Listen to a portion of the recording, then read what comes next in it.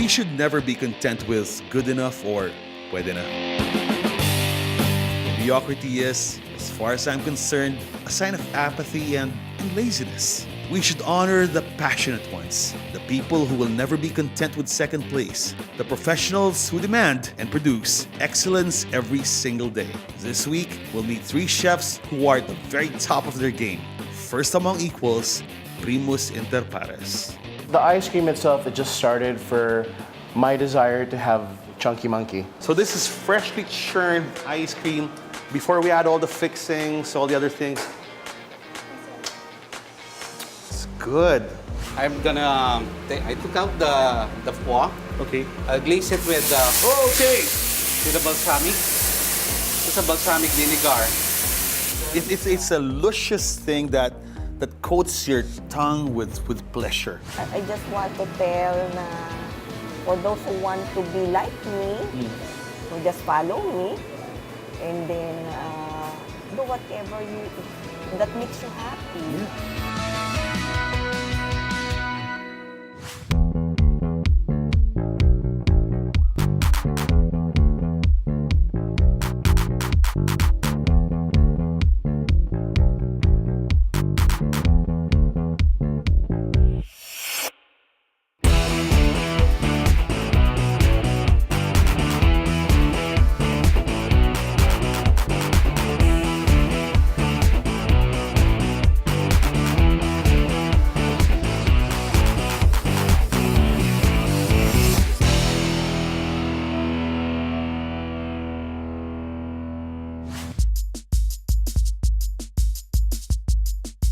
Hello again. In this episode, I'm very happy because I'm going to introduce you to 3 people who are at the top of their game. First up, one of my favorite chefs who, in terms of fine dining, second to none. Then we meet my favorite baker who gives us the best chocolate cookies ever. But first up, we're going to meet the man whom I call the Willy Wonka of ice cream. His name is Ian Carandang, and he is the man behind Sebastian's Ice Cream. Let's go.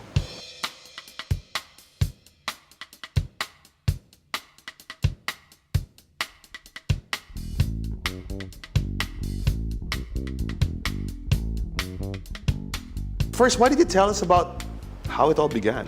Well, the ice cream itself, it just started for my desire to have chunky monkey. Okay. Because back then, we're talking maybe like 16 years ago. Like 16. Yeah. Okay. So what's the chunky monkey again? The banana ice cream of Ben & Jerry's, which Yes. was banana ice cream with fudge flakes and walnuts. Okay. So it was really for your own consumption. Yes. But what was your first hit? Our first hit flavors actually even now are still our most popular Really? flavor, which is cookie dough. I love cookie dough. So, and the thing is that it was kind of a blessing in disguise for us because our most popular flavor was the cheapest to make. Texture is really important to me. Yeah. I mean, like, flavor is first, but the way I approach ice creams is that, especially when you're talking about the ingredients, is that along with how it tastes, like you need to think about how it bites, how it eats while it's Right. frozen.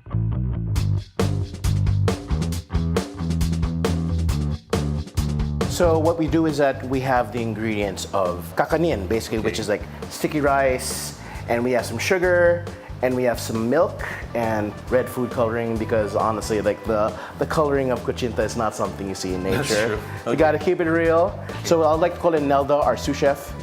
'Cause Hello, Nelda. She is the one who like does everything here.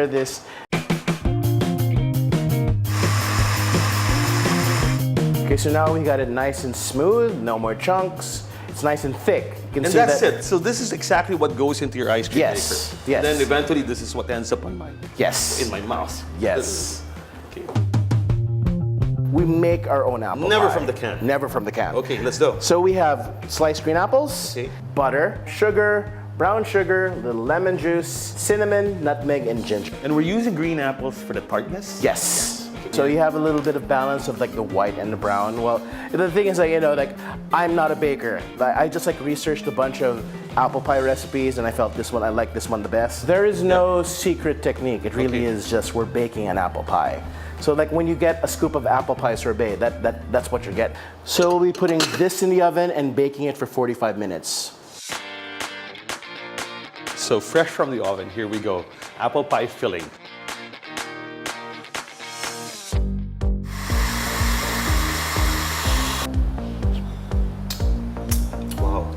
And for most Filipinos, again, Americans would weep once they taste this because they'll remind of home, grandma, in Montana, and Wichita, Kansas, or whatever. But for Filipinos, it reminds us of Christmas.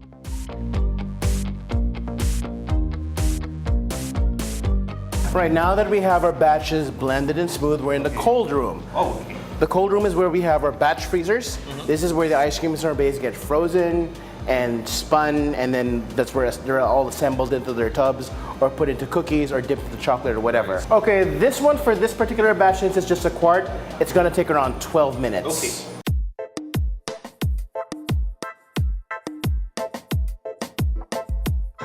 All right, now that it's done, it's coming out of the machine. We freeze it, usually overnight. Here, what we'll do is that it comes out of the machine, we'll mix in our mix-ins, let it harden for about 15 minutes, then we transfer it to the tub. I'm actually giddy, I'm shaking.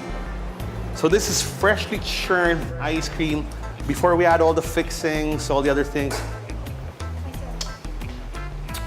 Wow, it's good. So this is the second to the last step of the kuchinta ice cream process. And then to complete the whole experience, We have grated coconut. you gotta have nyug. Yes. Right. So, and what we do is that you'll see how we layer it. It's going to be, instead of usually what the traditional layer is, like, you know, we just pour it on top. But we do ours vertically, as you'll see here with Nelda.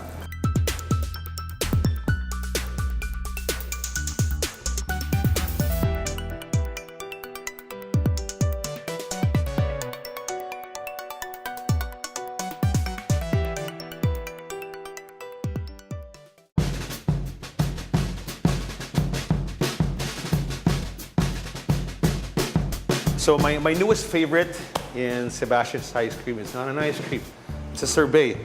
But it's a sorbet that, for me, really captures the essence of what I say when this is a Willy Wonka magic factory. Let's try it. Yeah, so yeah, we have our baked apple pie sorbet. As you can tell, it's nice and smooth. And this is what you're getting. You're getting, there's some sort, when you eat an apple pie, there's a little bit of graininess because the texture of an apple, by its very nature, has that, right? It's not a totally smooth thing. But in this case, this translates into a texture that's a lot more than an applesauce.